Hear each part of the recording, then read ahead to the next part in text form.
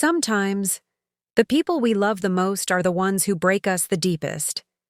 And sometimes, a mother's silence speaks louder than any scream. Hey everyone, welcome to Struggling Story, where every tale touches your heart and every emotion feels real. If you're new here, don't forget to comment and subscribe. Because the stories we tell are not just fiction. They're reflections of real hearts, real pain, and real courage. Now, let's begin today's emotional story. A mother who arrived late to her son's wedding, and what she heard broke her forever. The morning sky was heavy with clouds when I left home that day, a home that no longer felt alive without my son's laughter. My name is Margaret Evans. And my son, my world, is Daniel Evans.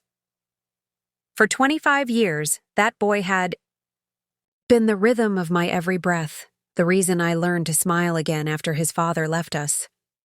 And yet, that morning, as I buttoned my old gray coat and held the small wedding gift I'd wrapped the night before, I felt an ache deep in my chest. Something telling me that my presence at his wedding wasn't truly wanted. I brushed the thought aside. No, I whispered to myself. A mother belongs at her son's wedding, even if the world says otherwise. The train station smelled of rain and coffee. I had missed the early train by just 5 minutes, and the next one wasn't due for another hour. I sat on a metal bench, clutching the small silver box in my lap. Inside it lay a wristwatch I had saved for years to buy, engraved with the words, "To my son, Daniel. For every second you gave meaning to my life." I smiled weakly at the inscription. I could already picture him wearing it on his wedding day, his bride smiling beside him, my heart swelling with pride. But beneath that hope was a quiet sadness, because I hadn't spoken to him properly in months. It all began the day he told me he wanted to marry her. Sophia. Sophia was beautiful, graceful, and from a wealthy family. I had no reason to dislike her, yet something in the way she looked at me made my heart uneasy. She was polite, yes, but cold. The kind of cold that hides behind a perfect smile. I remember the night she came to our house for dinner. I had cooked everything Daniel loved: roast chicken, mashed potatoes, and his favorite apple pie. But Sophia barely touched her plate. She kept looking around our small home, her delicate nose wrinkling slightly, as though the air smelled of old memories she wanted to erase. Daniel, blinded by love, didn't notice.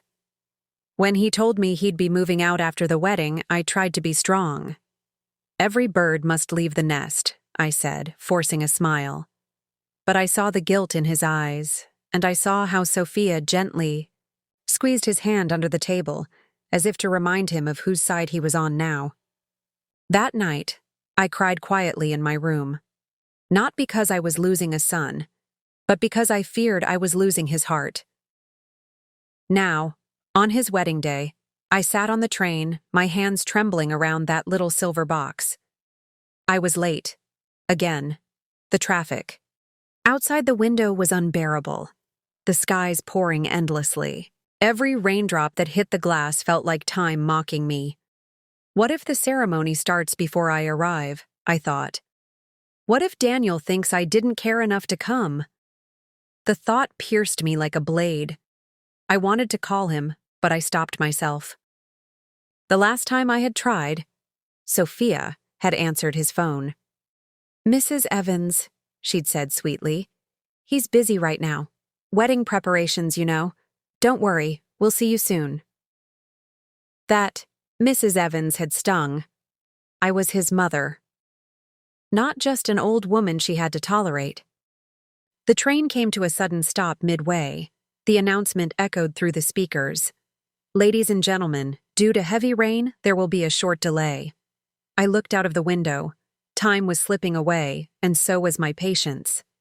In that moment, I whispered a small prayer. "Dear God, please, let me reach on time.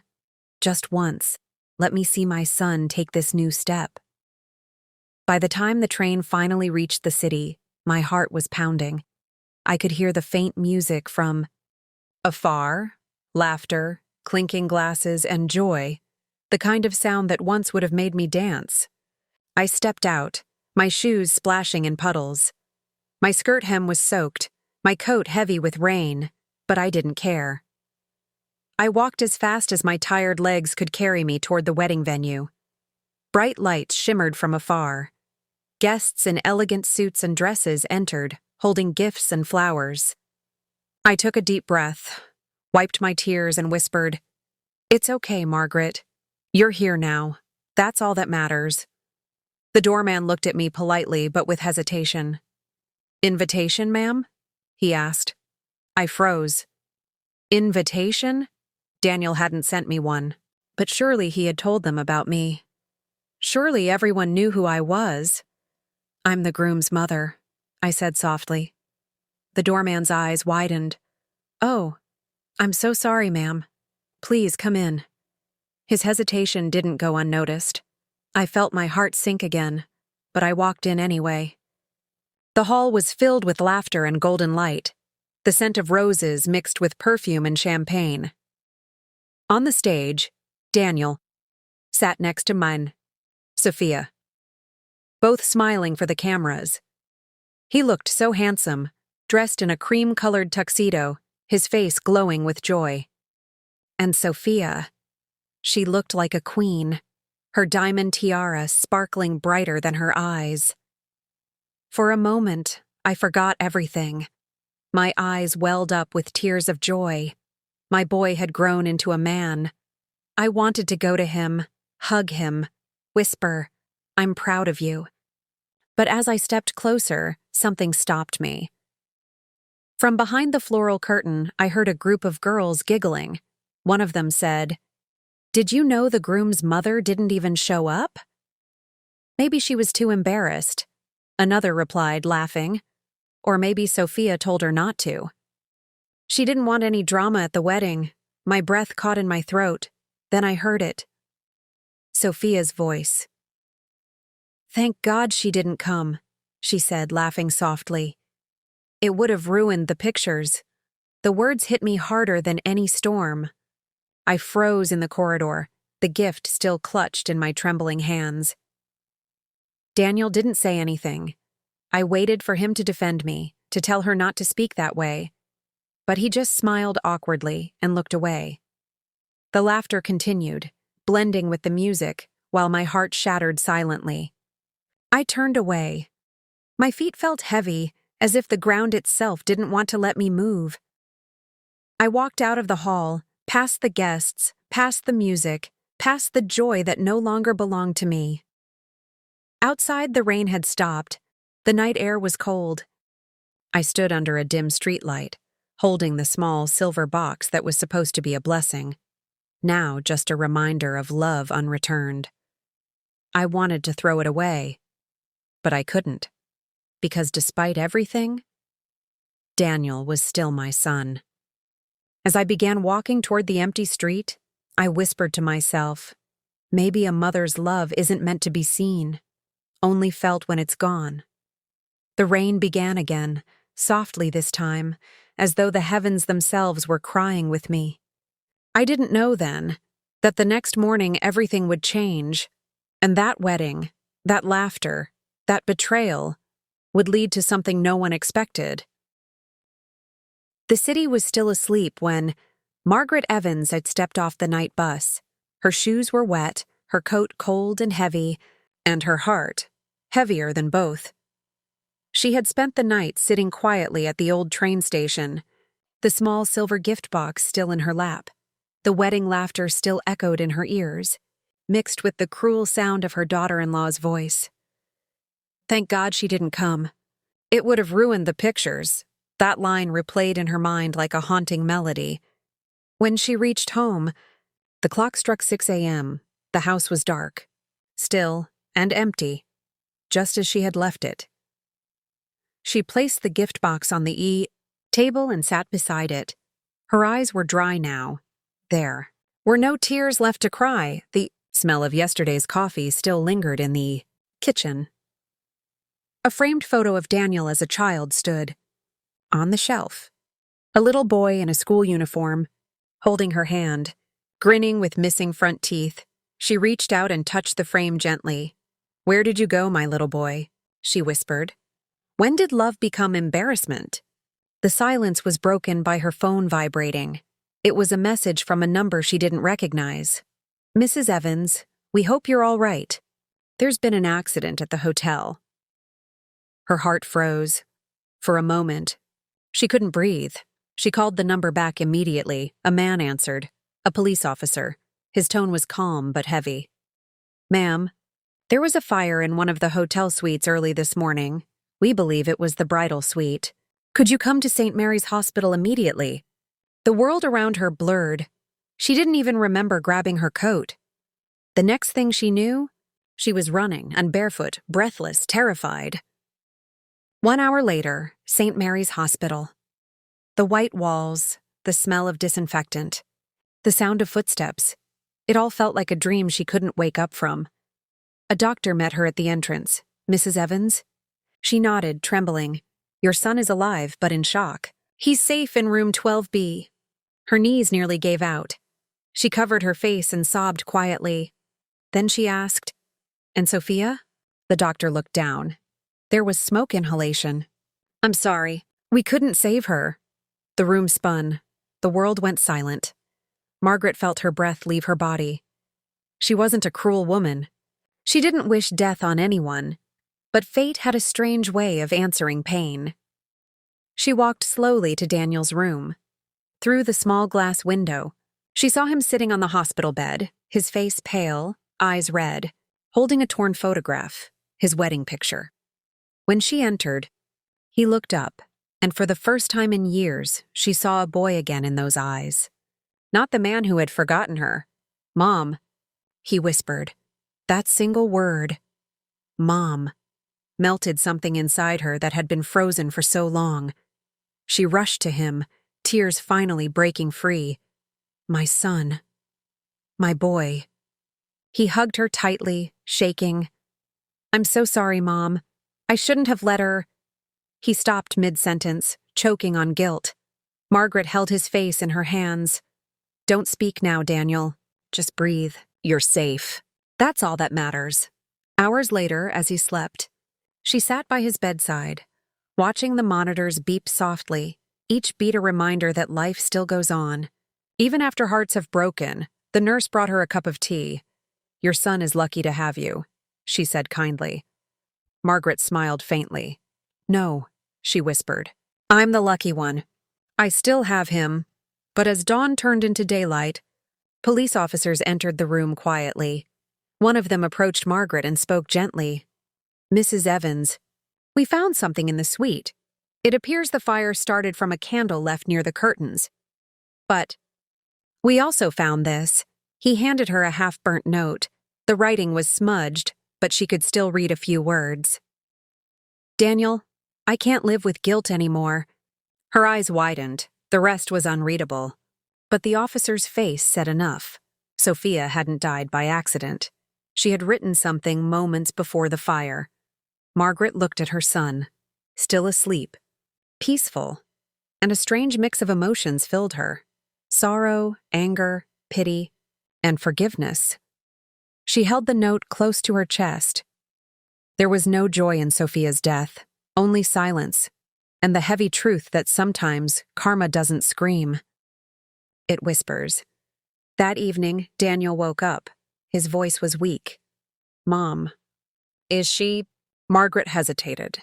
Then softly she said, "She's gone, sweetheart." Daniel turned his face away. Tears rolled down, but his voice broke with guilt. "She was afraid you'd never forgive her, Mom. She told me. She felt like she stole me from you." Margaret froze. "She said that?" He nodded slowly. "She wanted to make things right after the wedding. She was going to call you this morning." A lump formed in Margaret's throat. She took his hand and whispered, "Then maybe she already did, just not the way we expected." That night, as Daniel slept again, Margaret stood by the hospital window watching the stars. For the first time, she didn't feel completely alone. In the distance, The city lights flickered like candles, each one holding a memory, a promise or a goodbye, she whispered into the night. Maybe love never dies. It just changes form. And as she closed her eyes, the faintest breeze brushed her face, warm, soft, almost like forgiveness. Daniel woke up that morning to the sound of soft footsteps. Margaret sat beside his bed, her eyes tired yet gentle, holding a piece of paper wrapped in a transparent hospital envelope. He looked at it and frowned. What's that? Margaret hesitated. They found this in the suite. It's from Sophia. Daniel's breath caught. His fingers trembled as he took the note. The edges were burnt, and the ink had faded in places, but the message was still there, haunting and fragile. He began to read aloud, his voice breaking halfway through each line. Daniel, if you're reading this, it means I couldn't live with the weight anymore. I tried to love your mother, I really did. But every time I saw her eyes, I saw guilt, not hers, but mine. He stopped, swallowing hard, and continued. I took you away from her, Daniel, not because I wanted to, but because I thought you deserved better than her small world. I was wrong. A mother's world is never small. It's the only one that truly loves us. Daniel's tears fell onto the page, smudging the remaining words. I don't deserve forgiveness. Not from her, not from you. I only hope one day when she hears my name, she remembers not the girl who took her son away, but the woman who learned too late what love really meant. At the bottom, barely visible, were 3 final words. Tell her, I'm sorry.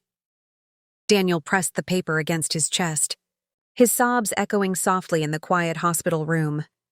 Margaret stood there, still as stone. She had imagined anger, maybe relief, but not this. Not pain so deep it felt shared between them both. She walked to the window, staring at the pale morning sky. She must have been so afraid, she whispered. Daniel wiped his face. She was, Mom. She kept saying she felt like she ruined everything. I didn't know it was this bad. Margaret turned around slowly. Her voice was calm but filled with ache. No one ruins love, Daniel. We just forget how to handle it. A week later, the funeral was held. Quiet, simple, private. No reporters, no crowd. Just Daniel, Margaret, and a handful of people who had once called Sophia a friend.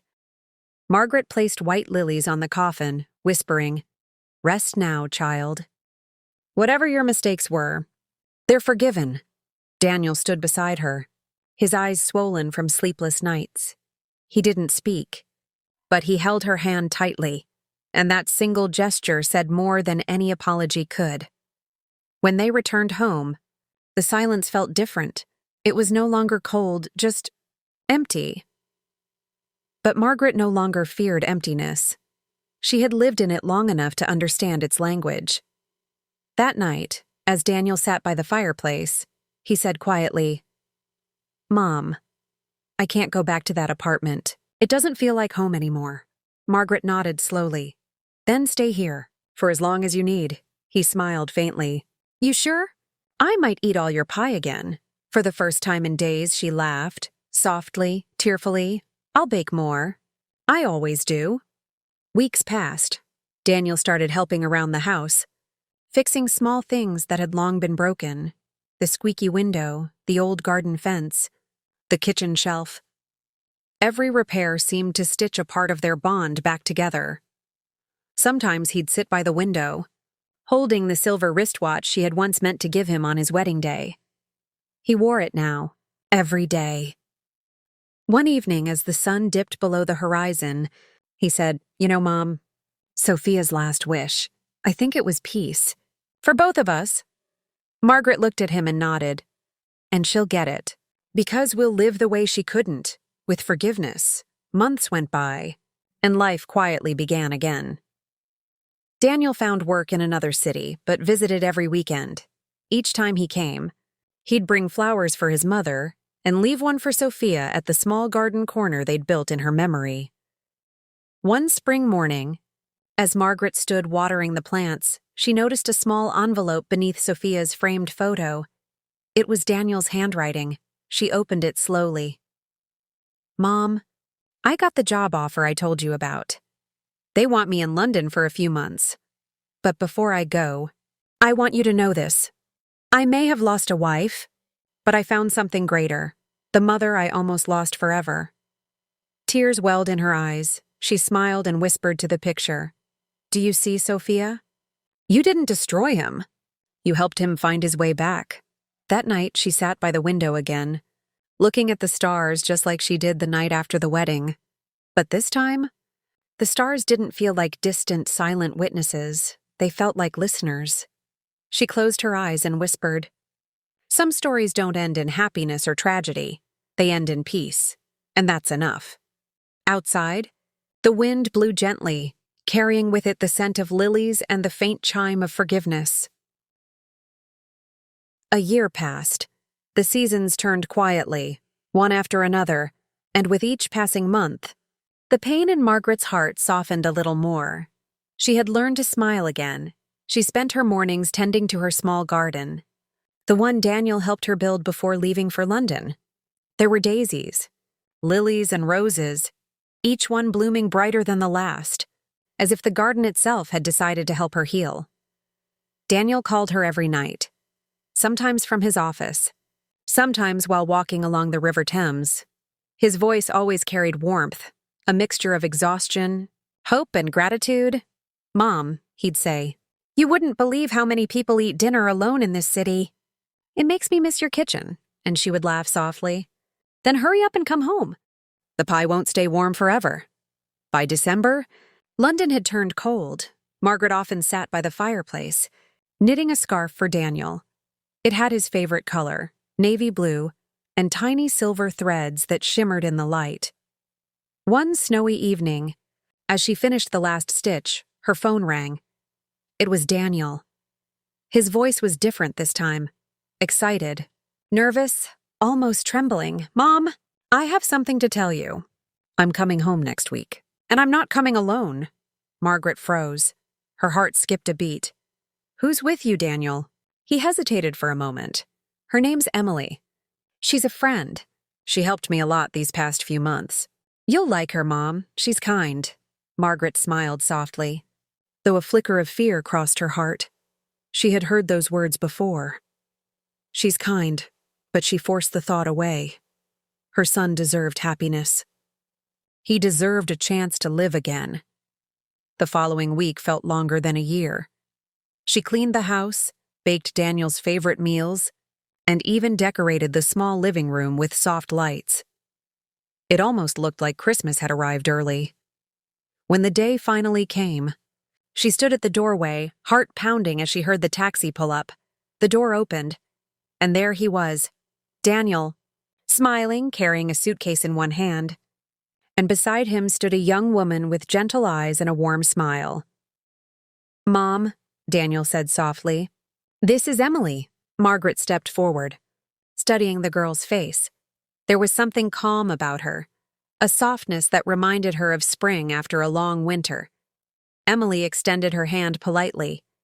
"It's so good to finally meet you." "Mrs. Evans." Margaret hesitated for a heartbeat, then took her hand warmly. "Please," she said, smiling. "Call me Margaret." The evening was peaceful. They sat together, talking, laughing, sharing stories of London and old memories. Emily wasn't loud or showy. She listened more than she spoke. And when she did speak, her words carried kindness without effort. After dinner, as Daniel stepped outside to take a call, Emily quietly helped Margaret clear the table. Margaret watched her, the way she folded napkins neatly, the way she smiled when she thought no one was looking. "You remind me of someone," Margaret said softly. Emily looked up, curious. "Who?" Margaret smiled faintly. "Someone who taught me what forgiveness truly means." Emily didn't ask further.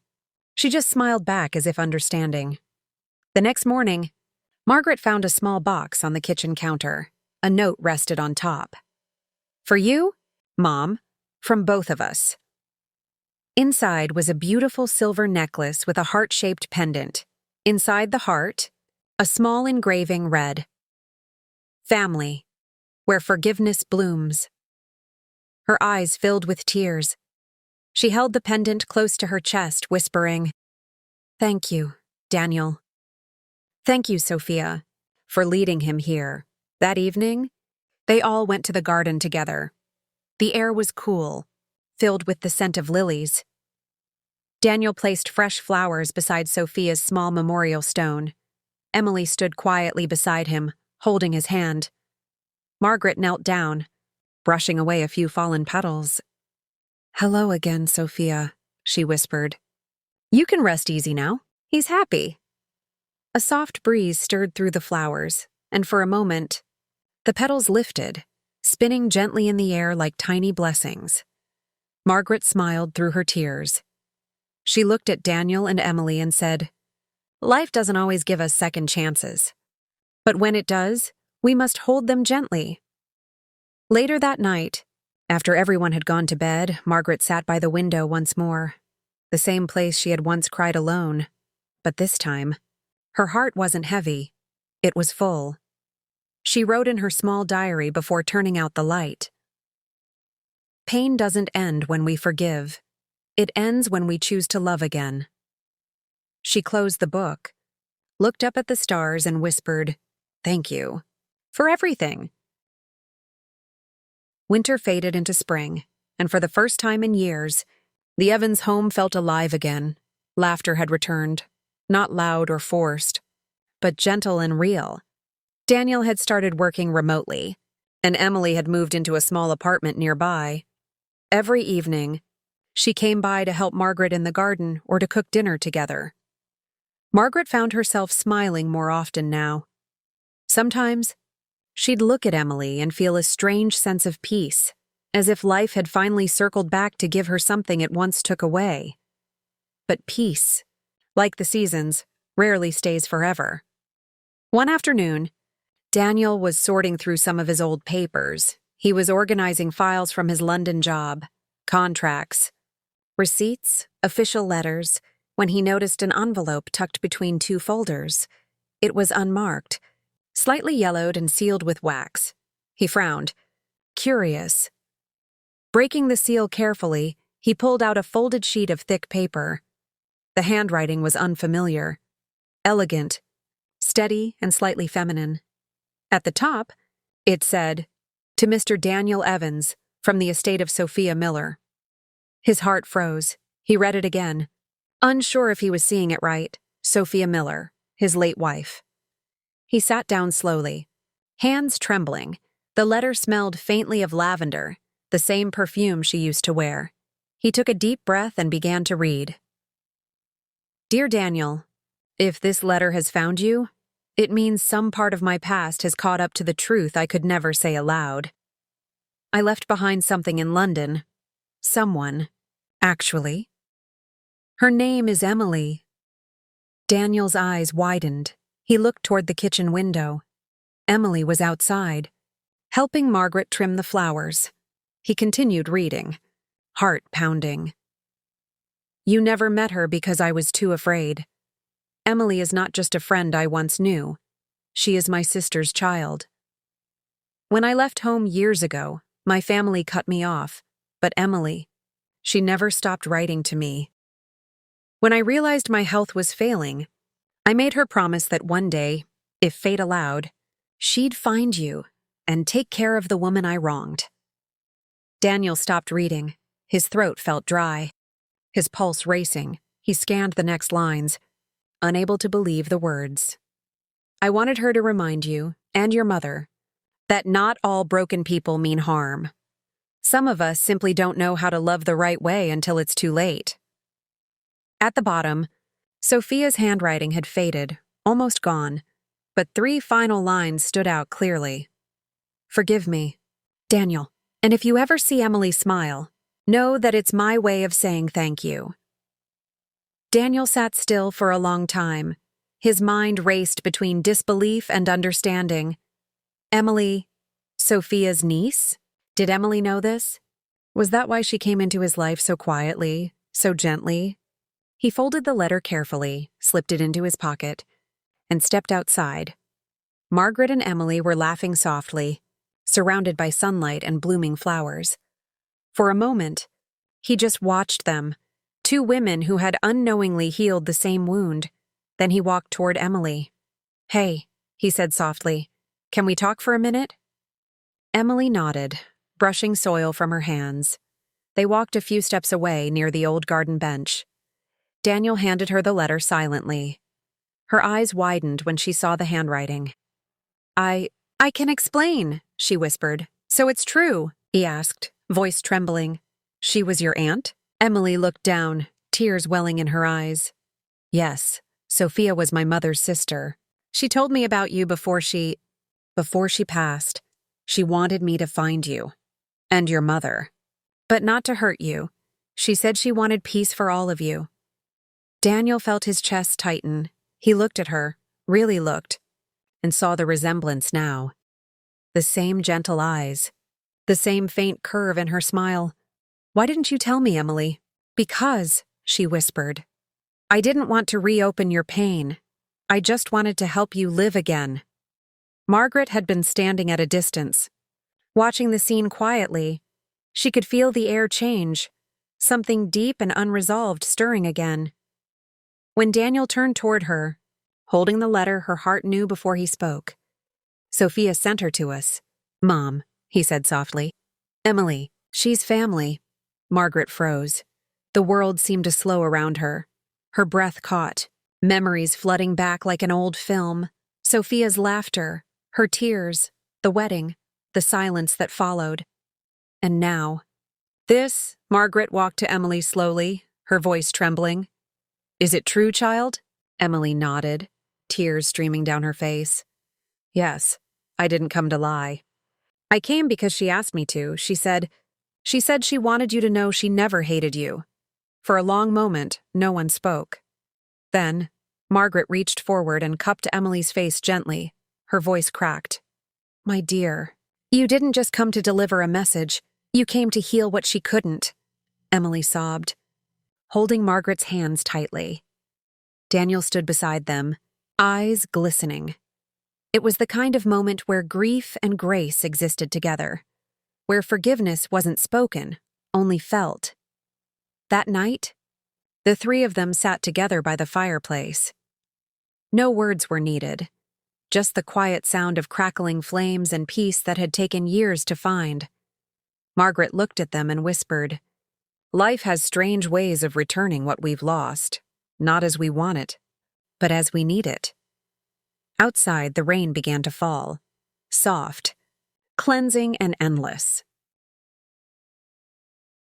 The rain fell softly that night, tapping against the windows like an old memory. Margaret sat alone in her armchair, Sophia's letter resting beside a half-finished cup of tea. Emily had fallen asleep on the couch, and Daniel had gone upstairs. The house was quiet, peaceful, but heavy. Margaret's eyes drifted to the wooden chest she hadn't opened in years. Inside were photographs, letters, and one yellowed envelope she'd always avoided. Sophia's handwriting was still faintly visible across it. Her heart raced as she broke the old seal. "Margaret, if you're reading this, I'm gone. I don't ask for forgiveness, only that you understand why I left." Her hands shook. The letter continued. "The day I married Daniel, I wasn't proud. I was terrified. I knew I'd taken from you something precious, not a son, but your trust. Yet I kept him from you not out of cruelty, but protection." Margaret frowned through her tears. "When I fell ill, the doctors warned me my medication carried risks." Spring settled over the small town like a gentle sigh. The garden bloomed again, white lilies, soft pink roses, and the faint hum of bees that made the air feel alive. For the first time in years, Margaret's house wasn't filled with silence. It was filled with laughter. Daniel often worked from home, and Emily came over almost every day. They cooked, planted, read together, and sometimes just sat quietly, watching the sunset without needing to say a word. Peace, Margaret thought, was finally here. One Sunday morning, she was baking apple pie when the doorbell rang. Daniel was in the garden, so she wiped her hands and went to answer it. Standing on the porch was a woman in her late 40s, holding a small brown envelope and a hesitant smile. "Mrs. Evans?" the woman asked softly. "Yes, that's me," Margaret replied. "Can I help you?" The woman nodded nervously. "My name's Rachel Miller. I'm Sophia's sister." Margaret froze. For a moment, her heart stopped, as if the past had suddenly walked right back to her doorstep. They sat in the living room, sunlight spilling gently through the curtains. Rachel held the envelope tightly in her hands. "I should have come a long time ago," she said quietly. When Sophia passed, she left a few things behind: letters, documents. "I wasn't ready to face any of it. But now, I think you should have this." She slid the brown envelope across the table. Margaret hesitated before opening it. Inside was a folded letter, sealed with the initials S.M. Her breath caught. Another one. "My dearest Margaret, if you're reading this, then my sister Rachel found the courage I never had. This isn't a confession, it's a will of the heart. I spent years carrying guilt for choices I made. But if I've learned anything in the end, it's that love isn't about keeping someone close. It's about setting them free without losing your heart in the process." Margaret's eyes filled with tears as she continued reading. "Daniel was always meant to be yours, Margaret. I only borrowed him for a time, a broken woman's mistake. If Emily has found her way to you, know that she carries the part of me that was good, the part that still believed in love." The letter ended with a single line that made Margaret's hands tremble. "When you see the lilies bloom again, remember, I never left. I just went ahead to make peace first." Margaret couldn't hold back her tears. Rachel reached out, her own eyes red. "She loved you," Rachel whispered. "She spoke of you until her last breath." Daniel came in then, wiping his hands from the garden soil. When he saw Rachel, he froze. "Rachel Miller?" he asked quietly. "You're Sophia's sister," she finished, nodding. He looked between her and his mother, confusion and emotion battling on his face. "She wanted you both to have that letter," Rachel said. "Not as an apology, but as a reminder that her love, however flawed, was real." Emily joined them quietly, placing a gentle hand on Daniel's arm. The room fell silent. Only the sound of the ticking clock filled the air. Later that afternoon, they all went to the garden together. The sun was low, golden, soft. Margaret carried Sophia's new letter in her hands, and Daniel held a bouquet of white lilies. They knelt beside the small memorial stone beneath the oak tree. Margaret placed the letter down gently, whispering, "She came back to us, Daniel. Not to hurt us, to remind us she never really left." Daniel nodded, voice low. "She found peace, and gave it to us too." Rachel stood beside them, tears slipping down her cheeks. "She'd be happy to see this," she said. "The three of you, together." Margaret smiled faintly. "We were always meant to be. Even the broken pieces finally found their place." That evening, after Rachel left, Margaret stood by the window again, looking at the twilight sky. The air smelled of rain and blooming lilies, Sophia's favorite. Daniel joined her quietly, his hand resting on her shoulder. "Mom," he said softly, "do you ever think we'll stop missing her?" Margaret smiled through her tears. "No, my love, but missing someone isn't always pain. Sometimes, it's just love that learned to live without touch." They watched the last light fade behind the hills, a soft orange glow that felt like a promise. For the first time, Margaret didn't feel loss. She felt presence, everywhere. As she closed the curtains and turned off the light, she whispered softly into the quiet, "Good night. Sophia, the lilies are blooming again." The morning light touched the curtains like a blessing. Margaret opened her eyes to the sound of birds outside, a melody she hadn't really heard in years. Downstairs, Daniel was already making breakfast, and Emily was humming softly to herself while setting the table. Life felt simple again, but this time, it was full. Later that week, they decided to visit Sophia's resting place.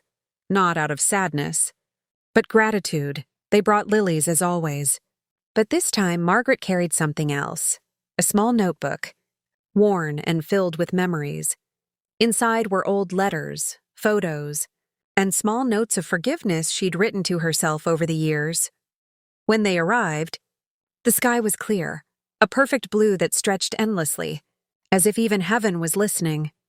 Margaret knelt by the grave, brushing away a few petals that had fallen from the nearby trees. She placed the lilies down gently, then whispered, "You taught me that love doesn't end when life does. It only changes shape." Her voice trembled slightly. For years, I thought forgiving you meant forgetting you, but I know now. Forgiveness is how we keep someone forever. Daniel stepped forward, holding Emily's hand. "Mom," he said softly, "I think she'd be proud of us." Margaret smiled faintly. "No, Daniel. I think she is proud of us." They stood there together, silent but connected. Three souls bound by pain, loss, and finally, peace. A gentle breeze passed through the trees, and the white lilies swayed softly as if waving goodbye. Margaret closed her eyes. For the first time, her heart didn't ache. It felt full. Weeks passed.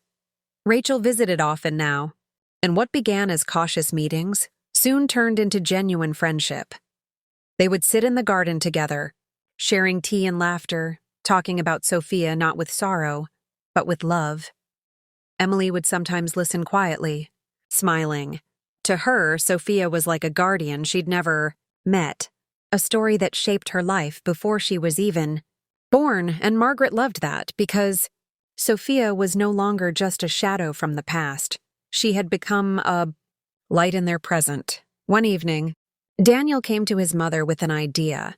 He had been working late for weeks, writing something in secret.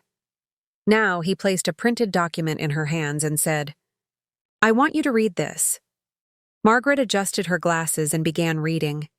It was a story, their story. Every chapter, from pain to forgiveness, written in Daniel's voice. He had titled it, "The Lilies Bloom Again." Margaret's eyes welled with tears. "Daniel? This is beautiful," he smiled softly. "I want to publish it, Mom, not to make money, but so no one else ever carries their pain in silence like we did." Margaret looked up, heart swelling with pride. "You've turned our sorrow into something that can heal others." She reached out and took his hand. That's what Sophia would have wanted. Months later, the book was released. It didn't just sell, it touched people. Letters began to arrive from readers who said the story helped them forgive, helped them find hope after losing someone they loved. Every time Margaret opened one of those letters, she whispered a silent thank you to the sky. On the first anniversary of Sophia's letter arriving, they held a small gathering in the garden. Family, friends, neighbors all came to celebrate life, not mourn it. They planted a row of white lilies along the fence, and as everyone stood watching, Margaret said, "These flowers bloom every year, and every time they do, I remember that no matter what happens, love always finds a way to grow again." The crowd was silent for a moment, then softly began to clap. Tears shone in Daniel's eyes. Emily hugged her grandmother tightly and whispered, "She's here, isn't she?" Margaret smiled, looking at the flowers swaying in the wind. "Yes, sweetheart. She's here in every petal, every breeze, and in every heart that still chooses love over hate. That night, after everyone left, Margaret sat by the window again, the same place where her story began. The moonlight touched the lilies outside, and the garden glowed like a field of quiet stars. She opened her notebook one last time and wrote, "We all bloom in different seasons, but the roots of love never die." Then she closed the book, placed it beside Sophia's last letter, and whispered softly, "Rest now, my friend." We finally did it. As the camera fades out, the wind picks up again, carrying a single white petal across the screen. A gentle voice narrates, "In the end, it wasn't the pain that defined them. It was the love that bloomed after." And then, the words appear slowly across the black screen. The end. A struggling story.